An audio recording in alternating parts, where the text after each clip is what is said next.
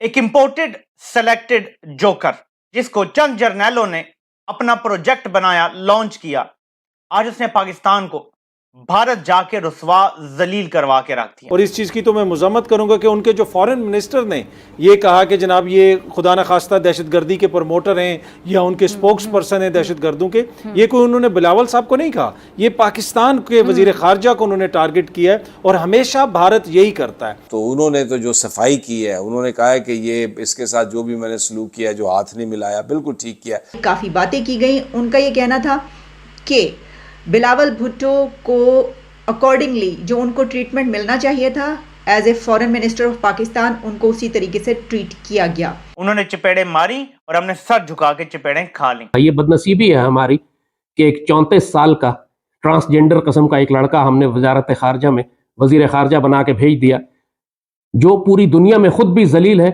और जिसकी कोई इज्जत भी नहीं करता, और जयशंकर के सामने उसको हमने खड़ा कर दिया ले जाके। जयशंकर ने जो प्रेस कॉन्फ्रेंस की है, मेरी नजर में उन्होंने अपने मेहमान को एम्बैरेस किया और पूरी पाकिस्तानी कौम की तस्वीर की। हाँ, उनके वजीर खारजा ने कहा शंकर साहब ने कि Pakistan is promoter of terrorism. Pakistan को इंसल्ट करने की कोशिश की गई है, ये पाकिस्तान को बिलिटल और ह्यूमिलिएट करने की कोशिश की गई है। इंडियन खुश होते हैं पाकिस्तान को ह्यूमिलिएट करके। फिर उसके बाद या कम अज कम वो जो पुराना स्टेटस है वो लगाएं, और वो क्या कह रहा है जयशंकर के have a cup of coffee और भूल जाएं आप।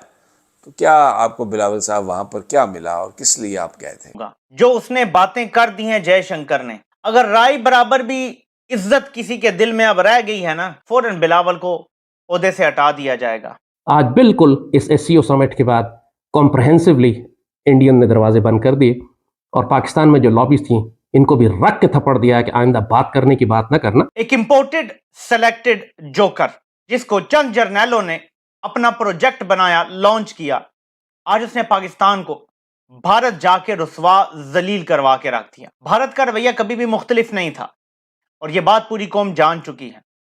अगर भारत से कोई ताल्लुक कायम होना है तो वो बराबरी की सतह पे होना है, लेकिन चंद ताले आजमा जर्नैलों ने इस प्रोजेक्ट को भेजा कि जाओ लेट जाओ और कश्मीर के सौदे पे स्टैंप लगा के आ जाओ। जब आप लेटने के लिए जाते हैं तो फिर आप में इतनी हिम्मत नहीं होती कि आप भारतीय मीडिया के सामने भी बैठ सकें। फिर आपको सिर्फ PTV के माइक को सामने रख के और जो टाउट आपके साथ गए होते हैं उनके सामने बात करनी पड़ती है। किस कदर जलील किया गया है ये तस्वीर आपको बताएगी, गौर से देखिएगा। वजीर खारजा के साथ भारतीय वजीर खारजा की तस्वीर देखें और हमारे वजीर खारजा के साथ उसका अनवेलकमिंग रवैया देखें, जरा चेक करें। आपको इस तस्वीर में डिफरेंस नजर आ जाएगा। हमारा वाला कैसे गवाची गांव की तरह वहां पे खड़ा है। जब आप लेटते हैं तो कौमें आपके साथ यही करती हैं। क्या क्या नहीं कहा उसने, मैं तो हैरान हूं कि ये कैसे बर्दाश्त किया गया है। इंडियन फॉरेन मिनिस्टर जयशंकर ने कहा कि बिलावल भुट्टो प्रोमोटर जस्टिफायर है दहशतगर्दी का। उसने कहा कि पाकिस्तान को जाग के कॉफी को स्मेल करना चाहिए। आर्टिकल 370 अब तारीख का हिस्सा बन चुका है। पाकिस्तान की क्रेडिबिलिटी उसके फॉरेन रिजर्व से भी ज्यादा गिर चुकी है। दहशतगर्दी करने वाले और दहशतगर्दी का शिकार कभी इकट्ठे नहीं बैठ सकते।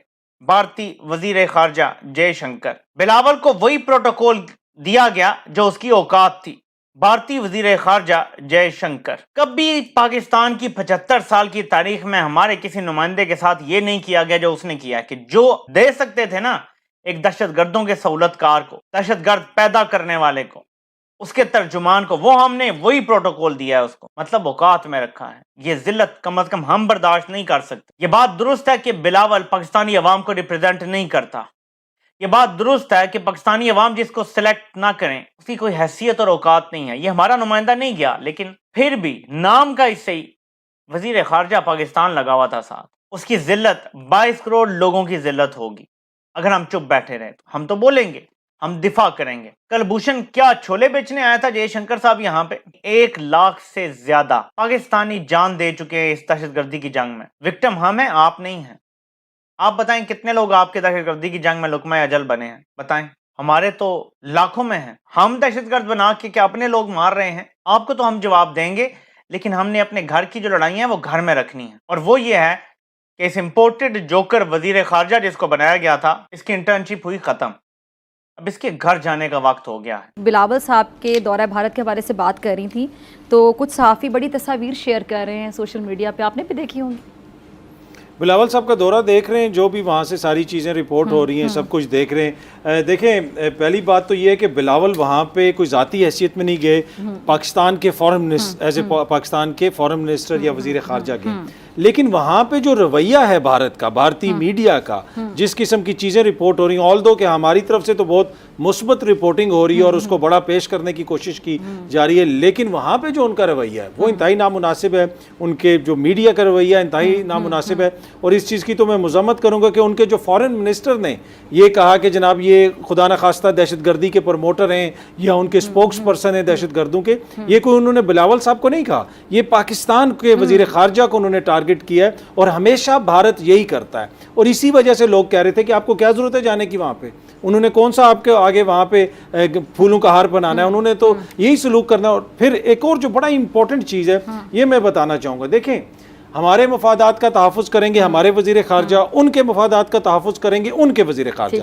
اب میں دونوں وزیر خارجہ کے بارے میں بالکل 30 سیکنڈ میں چھوٹی سی چیز بتاتا ہوں۔ جو بھارت کے وزیر خارجہ ہیں 1977 میں وہ فورن سروس میں آئے، چین میں وہ سفیر رہ چکے ہیں، امریکہ میں وہ سفیر رہ چکے ہیں، جو انٹرنیشنل ڈپلومیسی ہے اس کے وہ ماہر ہیں، جو جوہری معاہدہ ہوا تھا سیولین نیوکلیئر جو معاہدہ ہوا تھا امریکہ کے ساتھ انڈیا کا، اس میں ان کا کلیدی کردار ہے۔ ریٹائرمنٹ کے بعد وہ ایک بہت بڑی کمپنی کے انٹرنیشنل افیئرز کے گلوبل ہیڈ رہے، اور دوسری طرف ان کے مقابلے میں جو ہمارے مفادات کا تحفظ کریں گے، انہوں نے زندگی میں ایک دن نوکری نہیں کی، 1 روپیہ نہیں کمایا، وہ وزیر خارجہ بن گئے کیونکہ وہ زرداری صاحب کے صاحبزادے ہیں۔